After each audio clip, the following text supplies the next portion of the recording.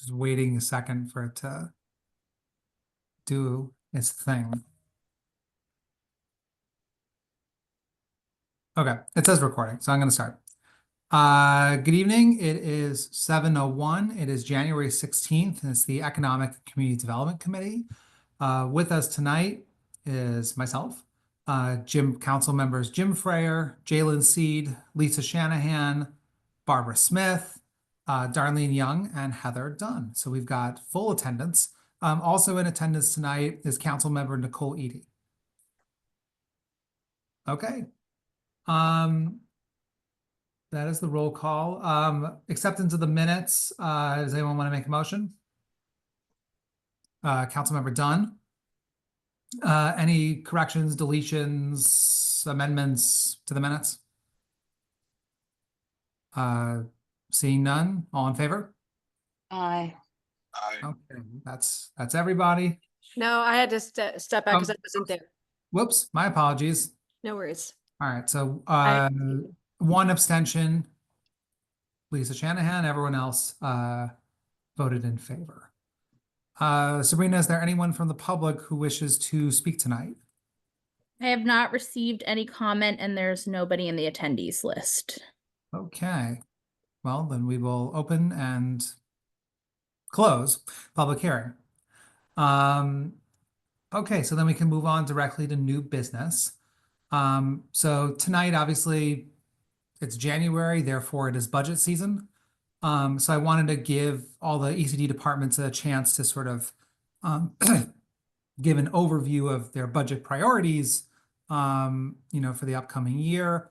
I know we're not a lot of the official numbers aren't out yet, so I don't want to put the cart in front of the horse, but I just want to give everybody an opportunity to talk about their departments and their budgets. Sabrina, I guess before we turn it over to Steve, Jim, yourself, why don't we just do a quick readout? Because we did get a report from Bill Ireland. Yes, so I can start with Bill and I can also touch on the Chief of Economic and Community Development budget as well. Yeah. So I'll start with Bill.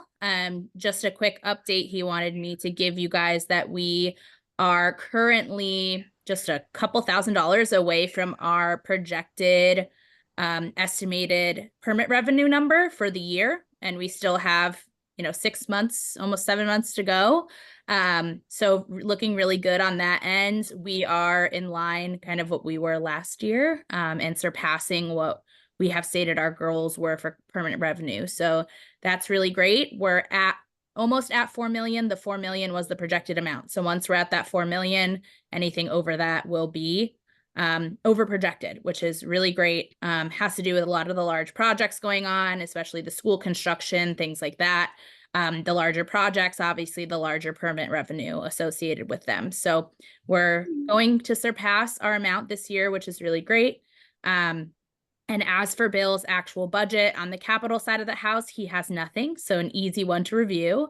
And on the operating side, there are no changes, except he wanted me to mention that the deputy building inspector, which was in the operating budget previously, but was not hired due to the hiring freeze, is now actually out they're actually trying to get candidates right now. It's actually up right now. So they will be moving forward on hiring that position, so that operating budget account that's been in excess previously for salaries for that position will now be used in the upcoming and current fiscal year coming up. So his actual submission there's not much substantial change, but just letting you guys know that one position will be hired and moving forward. But like I said, it's been in the operating budget, so that's all set. And at this point, I'll take any questions about that or comments about that, and then I can move on to the next. Awesome. Well, yes, yeah, go ahead. I did have one quick question. You do have somebody for the opening that was there last year? They don't have somebody for the opening currently, but it's okay. Advertised. So is there any difficulty in getting somebody for that? Or has there been difficulty? We haven't done it yet. Like, this is the first time we're actually going out to ask for applications for it. Advertised last. Yeah, Steve, I don't know if you know more than me on this part. It just posted last week, so I think it's way Yeah. too. Okay. Do you expect any problem in recruiting somebody? That I don't know. I'd probably have to talk to Bill, see what he thinks. Yeah, from when I discussed with Bill, he didn't seem too concerned that they wouldn't be able to find a candidate.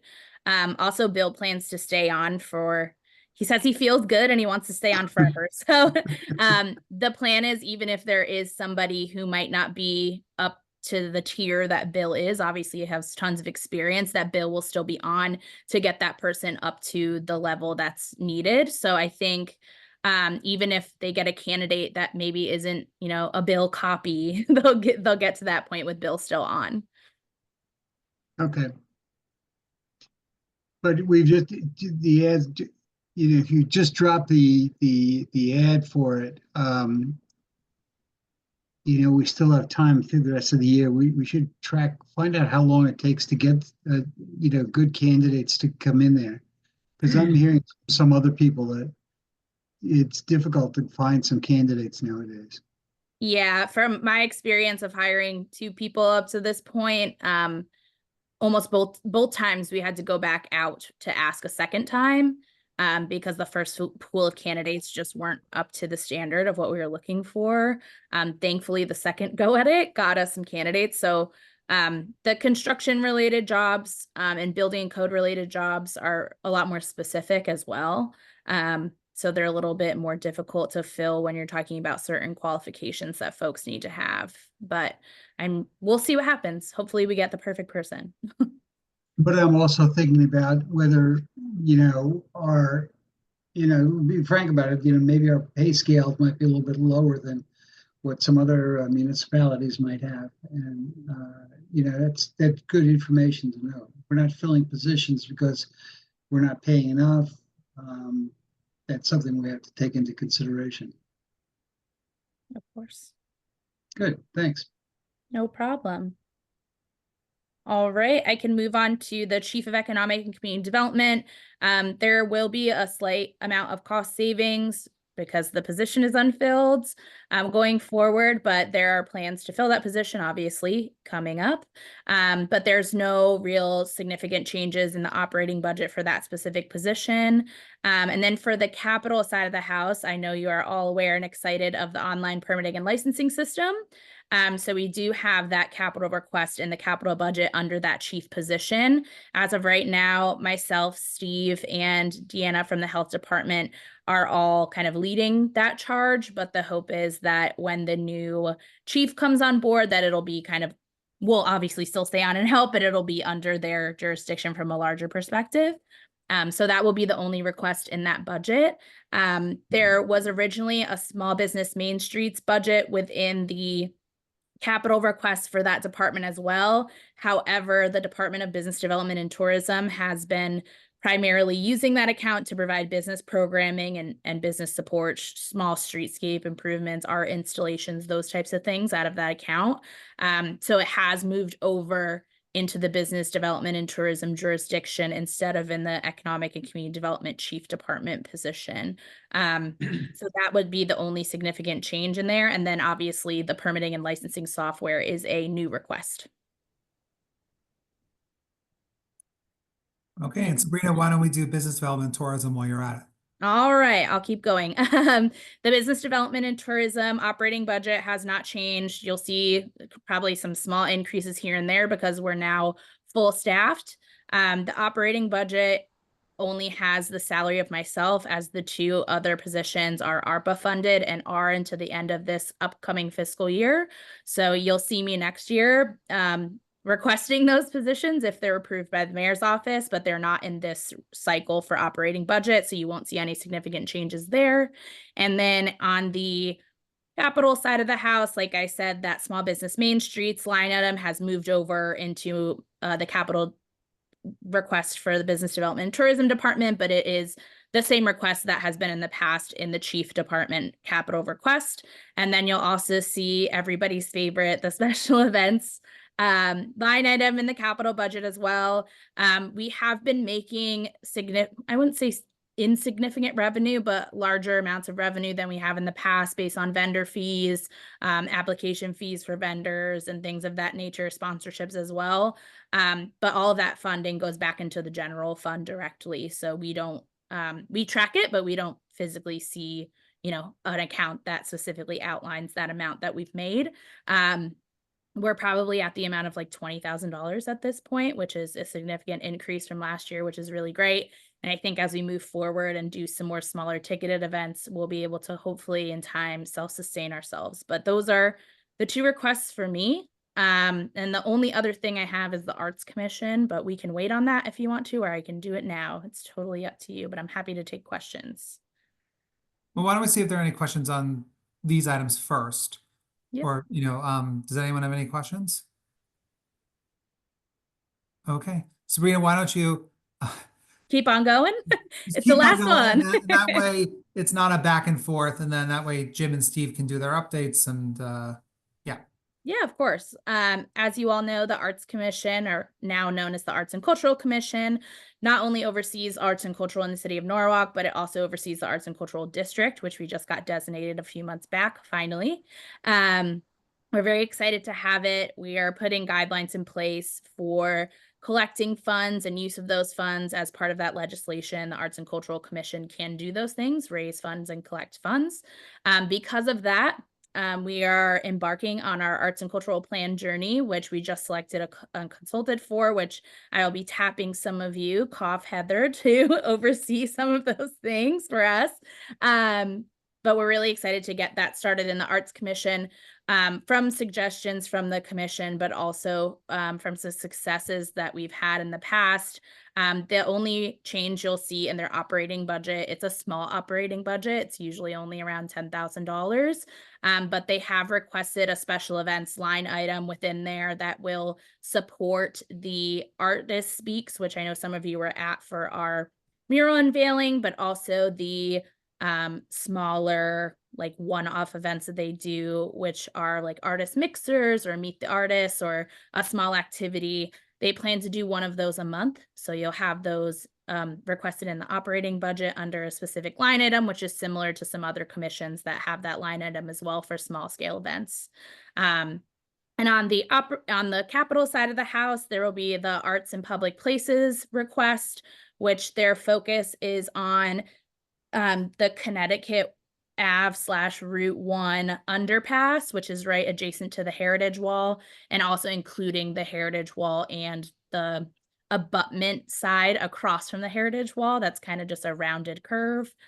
So that request will cover all of that. They also want to do Keeler Ave underpass, which is right near where the Wegmans is. That one's very small, but it would be significant considering the amount of traffic that's going to be in that area moving forward. And those are kind of the two things within the Arts and Public Places line item that they're focusing on. But in addition to that, we are applying for an NEA, National Endowment of the Arts grant, to cover a significant portion of the mural itself, should they get approved in the budget. And there's a 50-50% match for that. So the funding that we're requesting would cover the entirety of the amount, but if we get the grant funding, we would only be using 50% of those funds for the project if we were to get the match at that level. And then the second item that they have, which has been a reoccurring request, is the public art inventory. It's been on there for, I think, the past 3 or 4 years. The last time even a stab at the inventory, which was done by a volunteer, was done in, I think, 2017. It has been updated, touched. There's missing information, missing pieces of it. So we really want somebody to come in and not only catalog everything that we have, but also make it easy for us to add to it as we add to our collection, but also value the pieces. So back when we reached out to the firms that do it for Congress, the Library of Congress and things like that, we went to like the big dogs because we have the WPA murals, which obviously we cannot sell, but they are worthy pieces of art that should be documented and cataloged. They gave us a quote, and we've reached out to them every time after in budget season to see if that quote has changed or increased. And that's the two requests that they have, and that would be all for that, if anybody has any questions. Okay, Barbara. Yeah, thanks, Sabrina. I actually have a question on the public art inventory because I know that the historical commission did an inventory of some aspects of the public art. How much overlap is there? I would think Yeah. it's probably about a 50-50 split. Mhm. The historical commission has significant archives on the pieces that they control, the pieces that they own, and the pieces that they know about, but there are a significant amount of pieces of art that are not cataloged by them because number one, they might be newer, or number two, they might have never even crossed their desk per se. There's pieces in the transit district, there's pieces in the train stations, there's pieces in the library, they're kind of all over the place. And we don't have one cohesive set for an inventory, but I presume the reason why our quote for how much this was going to cost is significantly less than what it would be if the historical commission did not do the work that they've already done. Because it. we did share with them that we did have some baseline. It's not like they're starting from scratch and we don't know where anything is. They do have that baseline and we have a general idea where everything is. So it's a lot less of a lift than Got it. somebody who's never done it before. Okay. You've been asking for this for a while. I think it's been probably like 4-ish years. Yeah, Yeah. yeah. Okay. All right, thanks. No problem. Thank you. Okay, Jim, Steve, I don't know which one of you guys wants to go next, so up to you. Jim, go ahead. It's fine. You know Oh, what, Jim, we can't hear you. Jim, we're having a little trouble hearing you, so Steve, you're on. Jim's speech. Also, sorry to interrupt, but just so you know, Steve and Ivan is here for the redevelopment agency as well. Oh, okay, good to Hi, know. everybody. Thanks. I'll be very quick. Operating budget, we're fairly static from last year. We're at the first time in 2 years, we're at full staff, which was really good. We filled our last position about 3 weeks ago and have somebody on board. The good thing from that was it allowed us to fill out our enforcement staff. So we now have 2 people who really are full-time dedicated to inspections and enforcement, and which allowed us to have 2 dueling or 2 different hearing officers working on different sets of violations and things. So I think it's already made a big dent in the backlog. Funny thing is it's slow. Like I would say around July, August, we were really getting slammed with, we were getting like 2 complaints a day. So it was really hard to keep up with that volume. But then come like end of November, December, it really slowed down. So we were able to kind of catch up on all those inspections, kind of weed through a lot of that stuff. So I think we're in a good spot in terms of new stuff that comes in and be able to act on things right away. So I think we're in good shape there. The only operating increase that's, from a percentage point, that's significant, but it's a fairly small dollar amount, about $6,000. Norwalk participates in the Norwalk River Watershed Alliance, which is Norwalk, Weston, Wilton, New Canaan, I think Lewisboro, New York, and I think I'm missing a town, but it's basically their, the organization there. We put in 6,000, the other communities all put in, an equal amount, and they do a lot of advocacy work, research work. They do a lot of grant work for the communities. And I think Alexis had done some calculations on things before. And there's like at least a 4-to-1 get back from the money that the city puts in terms of what funds come back to us in terms of different grants and other programs. So it's a good initiative, and it just kind of makes sense. For some reason, we weren't funding it for a little while, but we kind of were trying to push it back into the forefront. I'll move on to capital unless anybody had any questions about those things. Nope. So capital, we have 2 items in there. One is an open space plan, which we've had in for a while, which doesn't seem to make the final cut all the times, but that's something that we'd like to see at some point. Basically, the open space plan would allow us to kind of get a better handle on what's available for whether it's privately held or publicly held, kind of conserved open space land, and then hopefully come up with some like an action plan, being strategic with what's available for potential purchase and or conservation rights. I mean, obviously Norwalk's going to be a little limited into where and the amount of land available based on how much built environment we have, but we still think it's a, really important exercise and can help with with folks like you that have to make decisions on finances for things like open space. Last initiative, which is something I had gotten capital funds for about 5 years ago, but we kind of sat on it thinking we would get more funds, but we hadn't got money available until we got some ARPA funds, which is digitization of our old land use records. So we have down in the basement, probably close to 1,000 boxes of permits between building and planning and zoning. None of those are available electronically. They're all paper down in the basement. So that's, whether they would survive any kind of natural catastrophes up for debate for sure. But the biggest problem is right now we get requests literally multiple times a day from whether they're a surveyor, architect, engineer, attorney, appraiser. They want to get older records or see what was approved on a particular piece of property. So all those records are in the basement and they're cataloged and boxed. So somebody has to go down to the basement, retrieve those boxes, pull the files, scan the documents, give them to whomever's requesting those documents. So we do that on a daily basis, multiple times a day. So you can imagine how costly and inefficient that is. So we got some ARPA funds and we pooled those with the capital funds that I had. And we are actually starting to scan, hopefully next week, on the old field cards that we have. We have 4 different years of field cards, with the oldest being 1927. So we're going to start scanning those and hopefully have that piece of the project done before the summer. The goal with all of this, and Sabrina kind of hit on this, is when we're working on going with an updated, modern online permitting process. So the end game would be we would have all these historic records that would be scanned and available, and we'd have a new online permitting system. So somebody could go online and punch in their address and really find out all the records and information available on their property, kind of be a one-stop shop. It would save the city time in terms of staff resources, but also be a nice avenue for the public just to get access to all the files on their property. So if you think about you're going to buy a house and you want to know, what was done on this property legally, because if something doesn't look correct, someone could pull those permits. They could see there was a wetlands permit in 2004, and they might see, ooh, I had wetlands on my back property. Now I have a whole big lawn. That might be a problem. So I think it's just going to be a great tool for everyone going forward.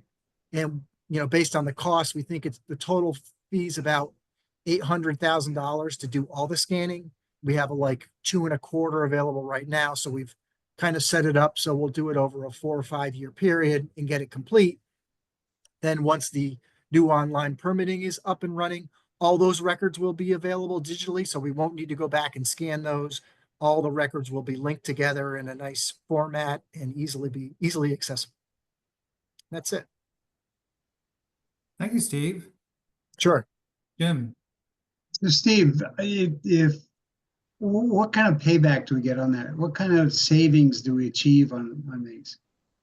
It's difficult to put it in a monetary term, but in staff time, it's kind of invaluable. I have sometimes 2 or 3 people looking at FOIA requests for records from a 1993 permit, and where's the oil tank, and what was located here and who used this building before. So it's a real time crunch for us to go down, get the records, look at it, reveal it, try to decipher things.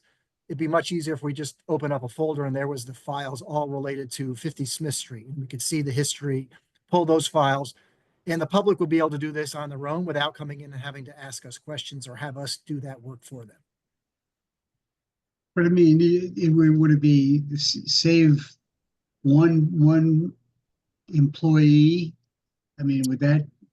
And I'm not saying that you're going to get rid of somebody tomorrow. I'm just saying that at some point in time, as the volume continues to grow, you need more people to field some of these questions and do the research. If you have it's all online, you don't have to do that. You don't have to add as many people as you will. Yeah, I think I would say this, thinking of a budgetary and staffing level, that it would allow us to do other things that we don't get to do now. Right. sometimes just organizing our own project files just is something we just don't have time to do because we're, you close out one project and we have to jump right into the next one. So Right. it'll allow us to just be more efficient. And I don't see Go to things, TJ Maxx. They have in the sit. There's while the permit volume comes and goes based on the building cycle. I don't see things getting to a point where it's slow. I mean, our heavy projects have slowed down a little bit at the moment, but we have constant meetings with folks about new things in the pipeline. So I don't think there'll ever be a lack of work for this volume of staff I have now. I'm just thinking the BET is going to ask you, why do you need this? Why do you need this? And I think that if we really do need it, I think we should be able to explain to them, and they're not always, and I think that really has to be spelled out in some cases to some of the members on the BET that, it's short-sighted not to put a system like this in place because A, it's going to save manpower, and B, it's going to help us to sustain growth if we want to continue the growth that we have.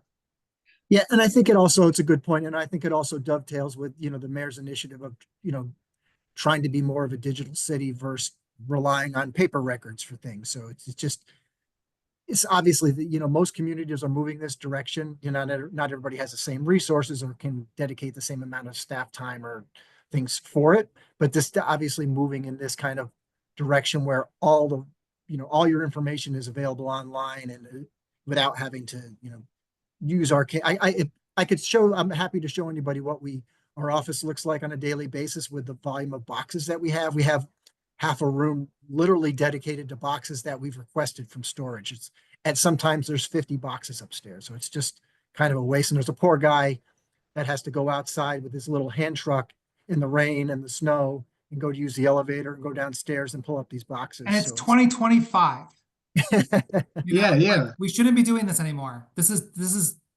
We need to. We're well into the 20th century here. Yes, that's right. Steve, do you think that people might be more likely to pull a permit if it doesn't seem as daunting, like coming into City Hall? And are you projecting more people permitting? Or you mean as people doing work without permit? Building a back deck or something and not necessarily pulling a permit, but if it's easy, why not? If you can do it on. There might be some of that, but I don't know if that would make that big of a dent in that. I think it will. It's definitely easier because I've used outside of my work life doing it for, or church or something like that, pulling permits and using an online platform. It's so much easier. You just, you scan the document or you have a PDF, you upload it. It's there, everybody can see it. And then you usually, most of the systems now you'll get notification if and when the document's received and it's moved on to the next phase of review. They tell you what's missing if it's not missing. But right now, I admit we try to be as efficient as possible. But the overall land use system, actually we don't really have a land use system in terms of process. People come into this department and we tell them to go to that department. Sometimes they get kicked back to our department. If there was, one thing we're working on right now, which Sabrina touched on, is with the firm that's helping us that eventually get the right software. Is they're mapping out our permit flow. So it's like, this is what you guys do now based on your workload and all the tasks that the individual departments have. This is how you should model your workflow going forward. And that by itself will be just a tremendous benefit to the public. Because I think there's a lot of frustration. I mean, the development community gets used to things. They want, at the end of the day, they want their project approved. So they'll do whatever you ask, even though they might complain about it. But the average homeowner who's never done this before and they just want to put on their dream bedroom suite off the back of their house, and they've waited for this for 5 years, and now they're told, no, you need this document, you need to go talk to that department, and no, you need to come back in 2 weeks. There's a high level of frustration with those folks, and it's just because they're not familiar with it, and sometimes it's justified because it just seems like a lot of unnecessary steps.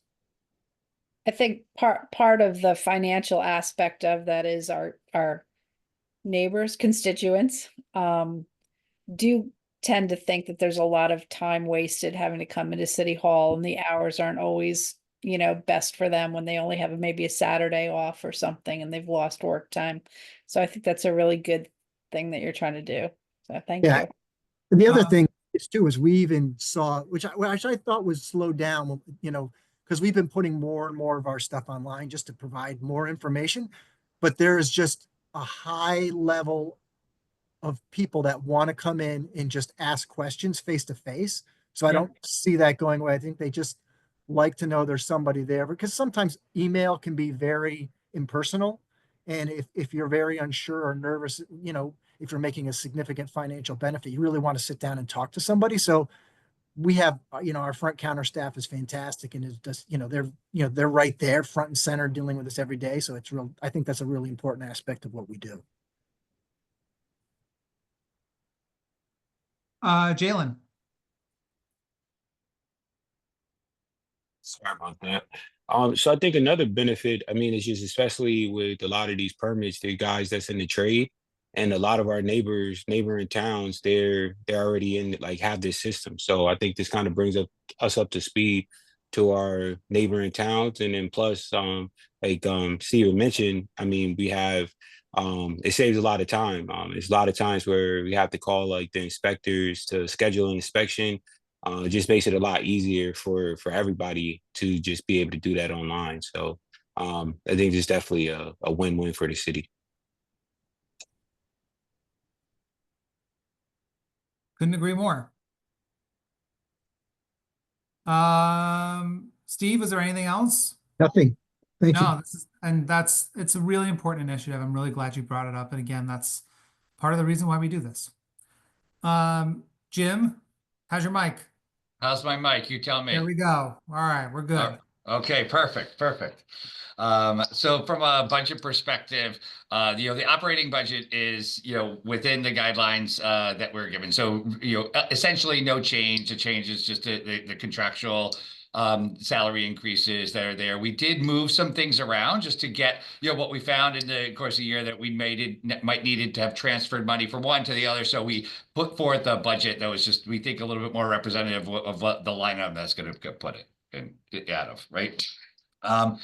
From the capital budget, our request is increasing somewhat from last year, but it's also relative to the work and the grants that we were able to secure. So our roadway design and reconstruction grant, our line item will be higher. That is the line item that we will do design from, that we will do the smaller projects for, where we have two really signature projects, I think, that we're going to try to get done out of that, which is, Ward and Aikens and Ward, intersection, which we've continued to get some, there's not a lot of crossing on Ward, so that we're going to be able to get in some crosswalks there, and then, Ward at Adam will be in there too. So there's a number of designs. We're doing out of that will be the design for the Chestnut Hill sidewalks, which we were able to secure a grant. If you saw it recently, came from Senator Duff to get sidewalks along the street. The street has been classified as a hazardous road, so that requires the Department of Education, Transportation, to bus any students that live on this street that may be within the 1 mile walk shed, still has to get bused. So it'll be much needed improvements, I think, to there. That item will increase. We have a request in for traffic signal equipment. This will be used for the gap that we have for the traffic signal in front of Norwalk High School. We want to make sure that traffic signal is in prior to school opening. Our new sidewalk construction, this is items where we just identified. So, we have put in here, we're very hopeful that this one, George Avenue sidewalks was identified in the 2010 Transportation Master Plan as a priority street for sidewalks. And we failed to deliver on that commitment. We also then identified it in the 2022, and so last year we were able to secure design money out of our thing that will be designed, and then the intent is to have those long-awaited sidewalks, and I think we'll have a joyous applause from the people that live there because they call us every single time that there is a sidewalk in the news asking when are their sidewalks coming. Safe routes to school is again, fairly popular. It's we have identified some opportunities to improve where we're seeing some challenging ways for kids to be able to walk to school. So that we will continue along that request. There is a continued request for Wall Street corridor improvements, and largely that is the design that we do in order to facilitate the grants that we've gotten. So grants are grants cover the construction. What we've looked at for the requests coming from Capital is they cover just the construction with the anticipation that city will cover the design. So this is largely on the design end of it. We have our pavement markings and signage. We are currently wrapping up and should wrap up fairly soon. We've had a citywide sign inventory done, really identifying where our gaps in signage, particularly intersections that do not have a stop sign. These may be more rural, but they are an exposure for the city. So the signage will be coming there. And then covers our additional, pavement markings that come into play, the crosswalks, the WL center lines, edge lines that are happening there, bike lanes that covers under there as well. We move that all into one rather than that. There is also a request in for the West Rock sidewalks. So after the community meeting, we heard some comments that came from the community about the desire for some things, and we were able to modify our. So we have 2 grants coming out of this to make this happen: a local road accident reduction program grant that we're able to secure, and then we were also able to secure a federal appropriation from Congressman Himes. It's the local road accident reduction program that we actually sought, and we're awarding an increase that. So we need that match to cover that portion, because that does have a match to do it. But I think what we're really going to do is deliver the community there some improvements that they're really looking for, right? We have in there the gap request for the East Wall Street corridor improvement, East Avenue corridor improvements, and that was a request that was partially funded. Not last year, the year before. We need the whole thing in order to do it. There is, we have very active, vocal community up there looking for the plan. So we are looking for that gap to be done. And then there's also a gap in, we were able to secure another grant through Congressman Himes for partially funding the roundabout at Gregory at 5th. So it'll be that gap funding that's not covered for the other portion of that will be also in there. And then we also have recently there was identified some improvements that are needed with a roundabout at Isaac Street that wasn't covered from part of an added development. So that gap will be in there as well. We did move some other items off the list because we recognized our grants were high, like our requests were higher than they were before. So these were really the ones that we found as the most critical components, in securing either additional funding or commitments that we've already made. So, and those commitments, like to the community, like the sidewalks for Georgia, right? So that's the highlights, I think, of our budget requests. We have some outlying years that you'll see where we anticipate some future requests, but that's highlights what we're doing this year. Thank you, Jim. Any questions? That was a lot. So always a lot happening at TMP. That was very comprehensive. So I really appreciate it. All right, thank you. Uh, Oh, and also I meant to start off with congratulations to Barbara and to you and to Heather for your council president and your majority and minority leaders, right? Oh, So thank you. congratulations, guys. This is like now we have like everybody in this one committee here, right? This is the super committee. Thanks. Yeah. But don't tell anybody, even though this is on. All right, my So, last but not least, Stephen Ivan.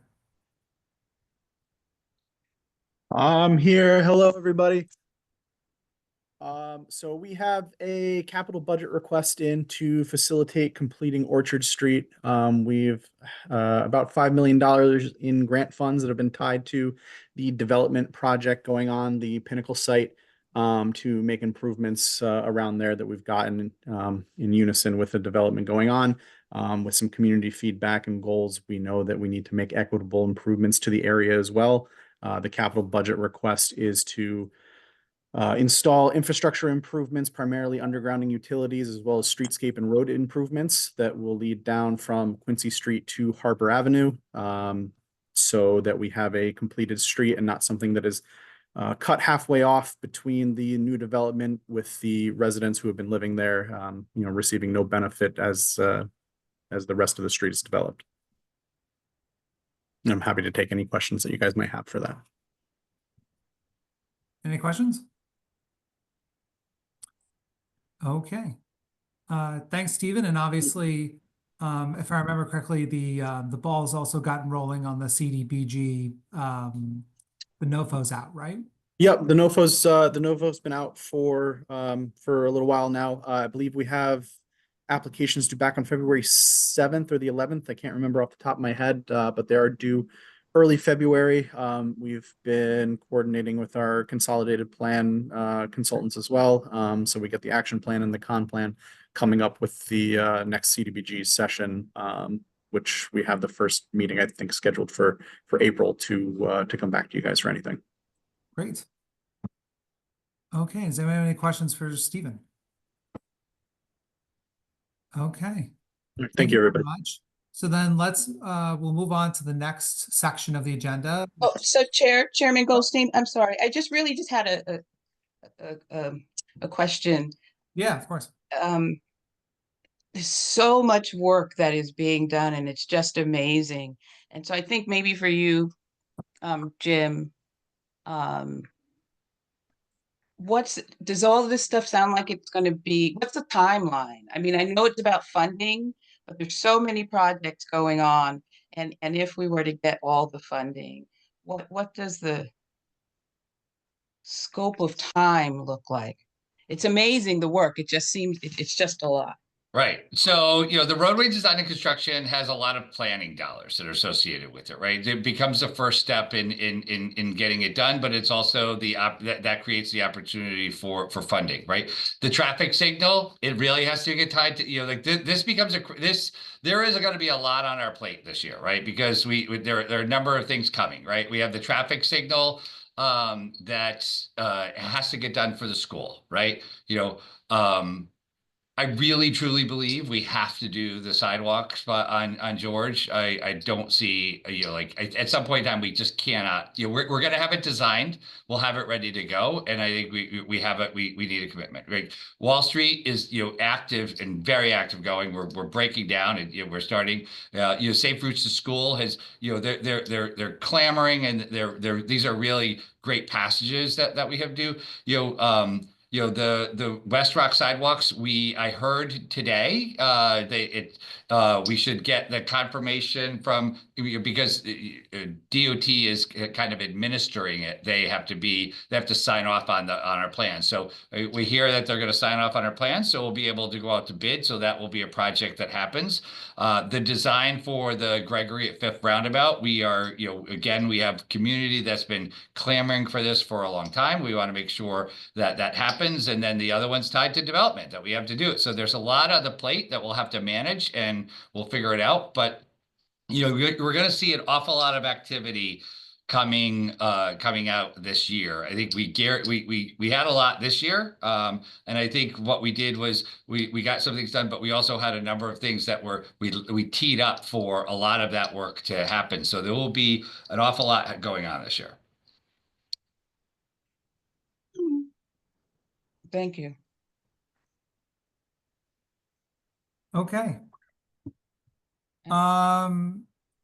Does anyone else have any questions, stemming off what Darlene said, or are we ready to move on to the next portion of the agenda? Jim, so we're at transportation, mobility, and parking. So I'm going to start, we'll just do it in order. B1, authorize the mayor, Harry W. Rilling, to execute an agreement with NY Concorp to provide on-call traffic signal emergency services for an amount not to exceed $21,572.32. Account number noted. Do I have a motion? Councilmember Shanahan. Jim?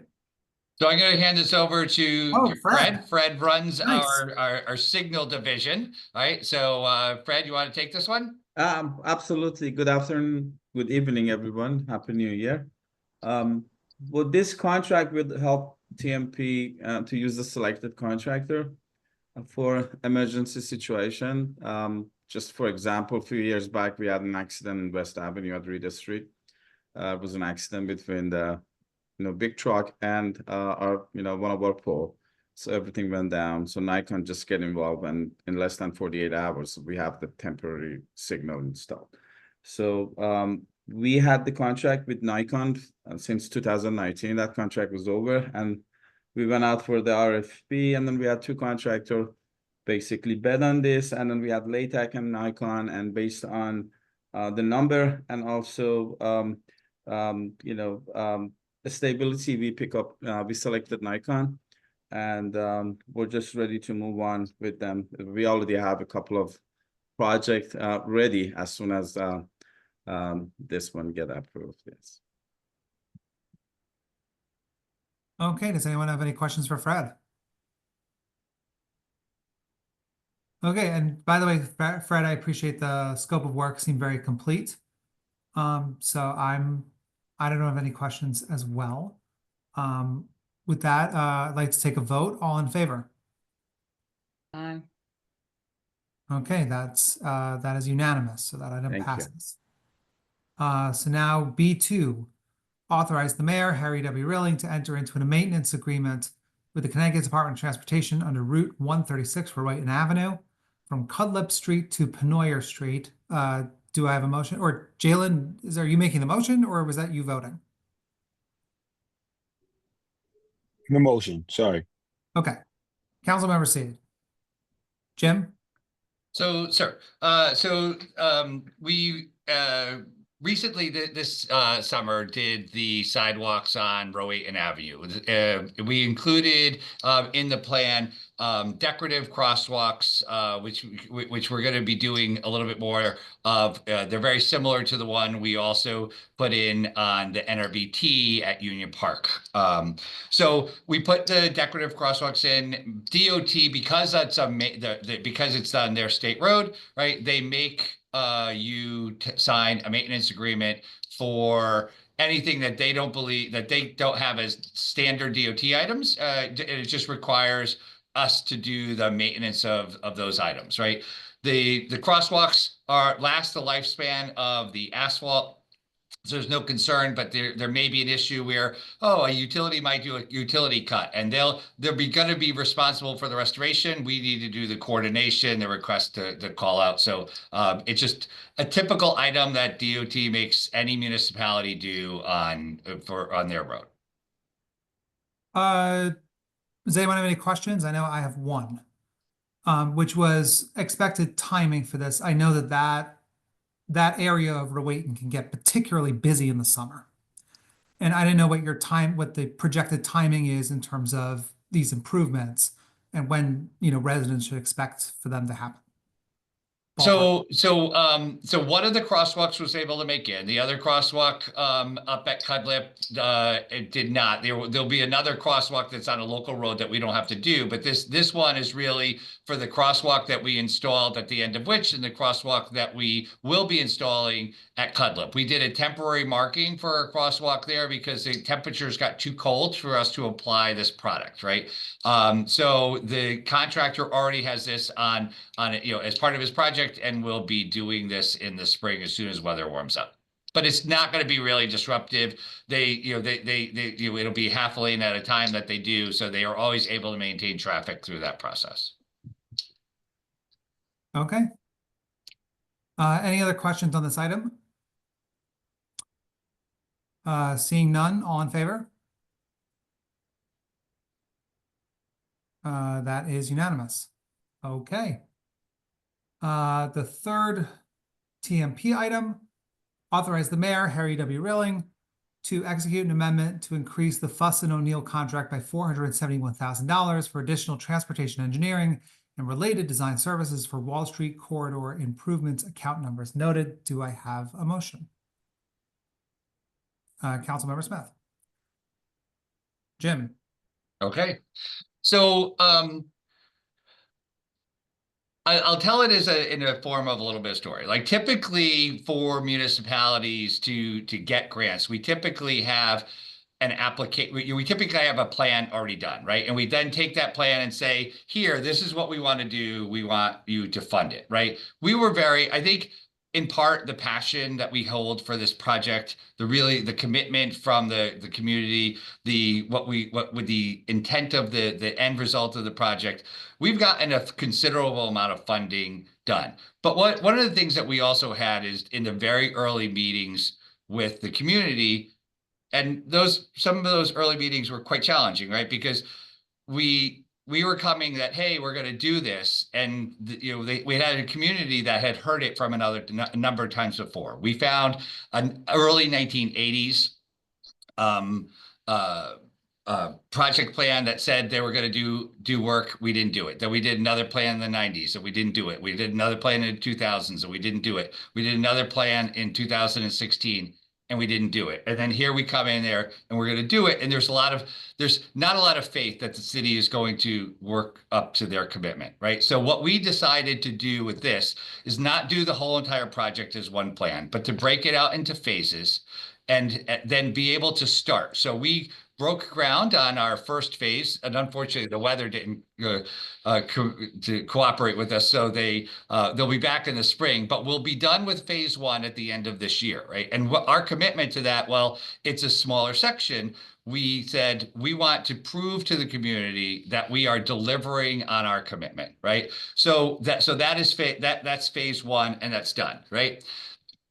We started on the environmentals and all the other aspects of phase two. So we really have in excess of 30% design plans for the entire corridor, right? But what we want to do now is we have a time limit on a $5.5 million federal appropriation, right? So we want to make sure that we exceed that. We got all the environmentals for that. So this would be to move the next phase of the project to 100% and give us design plans, and this will be Main and Burnell Boulevard. We also had a little bit of a challenge, which is why we didn't put it first, because we had to coordinate with the transit district on how a relocation of the bus hub would work. And they've really recently completed their operational analysis, determining what the best route is for buses. What they found is the best route was not really doing how the original bus hub was laid out. So we're actually going to have improved service with the transit district, but it also a two-way Burnell Boulevard that's going to get there, and we'll get bike connection. So that is really to bring the next phase so that we can ensure that we do not lose a grant, that we meet all of their requirements. And they're difficult in meeting the requirements. They put a lot of hoops for us to jump through. Right. But we're very confident that at this time, start, getting this from 30% to 100%. We will have that done this year. And then when we wrap up phase 1, we'll be out to bid for phase 2, and then we'll be able to instantly go into that one. And that's our intent, is not wait for everything to be done. But our desire has always been, while we're in construction for phase 1, we do the design for phase 2. Then we go out to bid, we start construction for phase 2, we do the design for phase 3, right? And then we'll do wrap up with, which would be phase 4. So that's, keeping the project moving, I think at pretty good momentum for where we have. And then, as these advance, it just gets us further along to solidify the funding gap that we have, and we feel pretty confident that we are on a trajectory to do that. Okay. That's very comprehensive. And look, I mean, this is a huge and incredibly important project. And I think that I think what you're saying is absolutely right. I mean, trying to obviously demonstrate to the community that we're serious, but also taking advantage of the overlapping time. Yep. So I think that I want to turn it over to the committee in case any members have any questions about this item. It's a quiet bunch tonight. Without any oh, wait. There's a lot of explanation. Yes, no absolutely. questions. I'm But, making, but I was looking at the map just the other day, how it's all, you have it all laid out in the different colors, and it's really, I'm like Josh is just saying, we're all very excited about this project, and I know no one's more excited than the Wall Street community. So well, and I think this is the classic example of the kind of project where every level of government, really work together. Obviously, with our federal representation, our state representation, obviously us as local representation, and this is gonna, I mean, it's already tens of millions of dollars of improvements, really going to revitalize the neighborhood. All right, I'm sorry, this is not part of this item. So before we vote, though, I feel like it's worth asking because it's Wall Street. People are voting for the Wall Street arch solicitation you guys put out, right? Yep. All right, ESA, if you haven't voted, vote. You haven't voting continues until the 20th.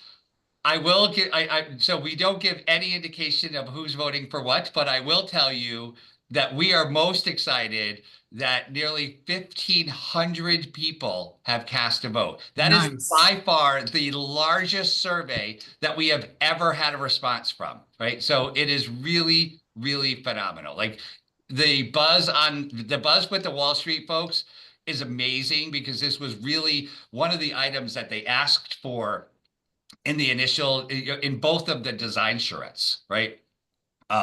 And to actually be, for them being voting on this right now is really great. But to see that we had 1,500 respondents is pretty amazing. And hey, maybe we can get 2,000. So everyone, we're trying, right? Yeah. We have 4 days. 4 more days. All right. I responded. Okay. So did I. Everybody here vote. I have very strong feelings about the one I like, but I'll keep it to myself. All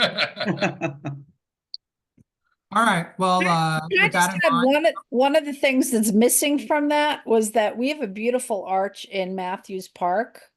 And it doesn't seem like they coordinate at all. It would be nice to see it kind of like flow a little bit from one area into the other as we go.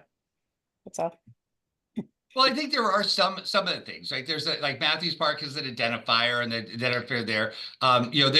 We did, I think it's really challenging when you have people coming in community meetings, and the people, we responded to in general the things that they asked for. Like this, they wanted industrial. They wanted components to see, iron was a big feel for them because, of all the trolley tracks that were down here. I hear you. It's always, but they also wanted a clear identity to Wall Street, right? And that was one of the things that resonated with them a lot, is that they really wanted this identity into Wall Street and have it be someplace special, right? And I think we can make everything special, right? So Okay. Seeing no additional, oh, wait, council members, oh, she's going to vote. All in favor? Okay, that is unanimous. Thank you, Jim. thank you. All right, so now we are moving on to C, business development and tourism. Sabrina, obviously these are all related. Yes. Yeah. I But don't know if you want to move them all at once or separately, but essentially they're all the same thing, just with different square footage and different Yeah. amounts for the why tenant. don't we do this? Why don't we move them two at a time? Because I'm pretty sure the first two are related, the second two are related, the third two are related. Exactly. So if, unless, I know I'm going a little against Robert Rules of Order, but I think I'm allowed to do this since they're related items. So I'm Yes. going to read the first two off. So authorize the mayor, Harry W. Rilling, to execute a license agreement for the use of 3 rooms, 729 square foot on the second floor at 3 Belden Avenue, Norwalk, Connecticut, for a term of 3 years with 2 one-year extension options, terminable on 90 days advance notice, for an annual fee of $4.50 per square foot, which is equal to $3,280 per year, or $273 per month. 2, in accordance with CGS or Connecticut General Statutes 8-24, refer the proposed license agreement for the use of 3 rooms at 3 Belden to the Belden Avenue to the Planning and Zoning Commission for review and report. Do I have a motion? Councilmember Shanahan. Sabrina. All right. So I think 2 or 3 months ago, we did this same thing for the Fairfield County Makers Guild to go into 3 Belden Avenue. The reason that one went first was that was a new tenant completely. So it was a new lease. They could not be in the space without one, besides their small workshops that they were already doing on like a case-by-case basis. So they are now fully moved in. They've occupied most of the first floor, sharing that with the NAACP. And the rest of the tenants that are currently in the 3 Belden Avenue location have been there. So we're honoring essentially the same tenants that were there previously, and most of them fit within, if not all of them, fit within the mold of, what the Business Development Center is and what we do. And they also contribute workshops or activities or meeting spaces, things like that for what our business community uses and needs. So this is really just us coming to the table with the remainder of the tenants to transfer the leases over to the city, which they originally were with the 3rd Taxing District and the redevelopment agency, kind of in a hodgepodge way.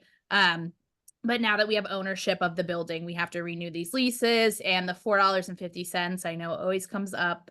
That's a rate that's flat for all of our tenants that we have in our city spaces. So it's just a traditional amount that was from the Building and Facilities Committee and our building management team.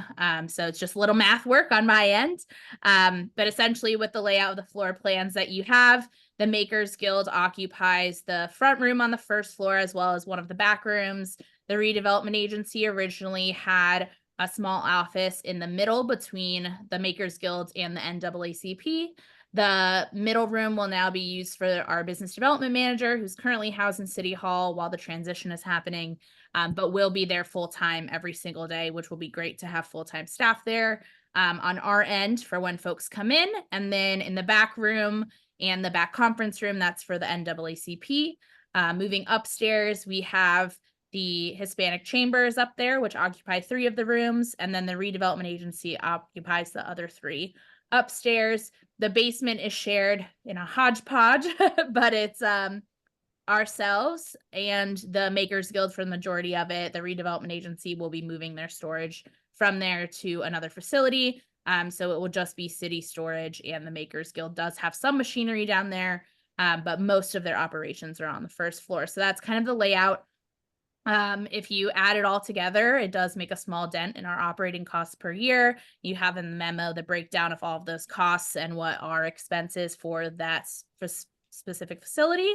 The impetus behind designating the $4.50 rate is that the organizations that are in the location or in any location in the city is that they're providing a service to the community. It's not just because we're the city giving them a break. It's more that they're providing a service, and they're a service providing organization, which is the impetus behind that amount. So as you'll see, again, all of these items are exactly the same, just with different square footage and different amounts. But they're all essentially for what I just spoke about. So if there's any questions, I'm happy to answer them. That was a good overview because obviously it covers and encompasses basically all 6 items. Yes. Does anyone have any questions at this point? Okay, so since there's a motion on the floor for the first 2, all in favor?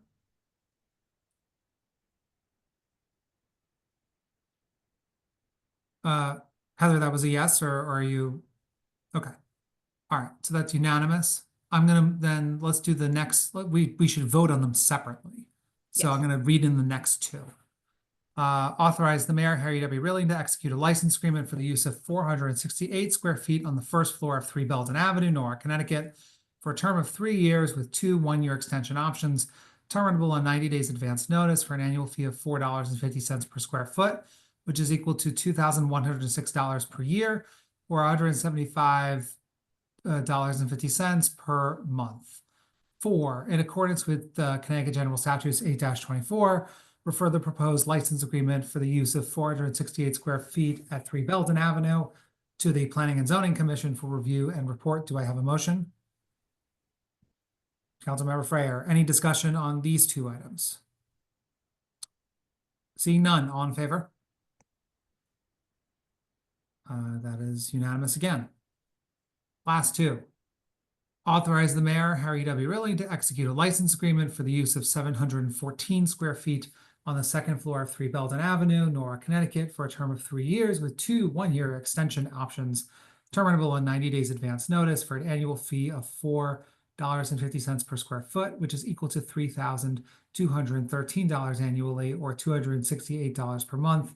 6, in accordance with CGS 824, refer the proposed license agreement for the use of 714 square feet at 3 Belden Avenue to the Planning and Zoning Commission for review and report. Do I have a motion? Councilmember Shanahan. All in favor? Okay, that's unanimous. Okay, 1 motion left. Motion to adjourn. Thank you. Someone, please. I was All right. waiting for you, Lisa. I know. It's a new year. It's a new. Thanks, everybody. That was Sorry, I very misread the comprehensive. agenda. I thought there was one more thing that was I number did too. 7. I thought there was one I for think the you end. got number 7 there, Josh. Yeah. Okay, didn't read there that? was a number, so there was a number 7. Oh, that was dropped. It actually it was able to be dropped. We checked with Corporation Counsel. It actually didn't need to come into, it didn't need to come to council for approval again. It was a date on a contract that there was a typographical issue. And there was a question of whether it needed to be voted on, and Corporation Counsel has determined that we actually don't need to vote on this. So that's why the item's off. Oh, okay. It still showed up on my agenda. Yeah, I think that I know Sabrina had sent an updated agenda, but that's, and it was that was published to the city website as well. So motion to adjourn. okay, all right, thank you guys, and thank you everyone from staff for talking about their budgets. That was a really great discussion. So thank you, everybody. Have a good night. Good night. Thanks. Good night.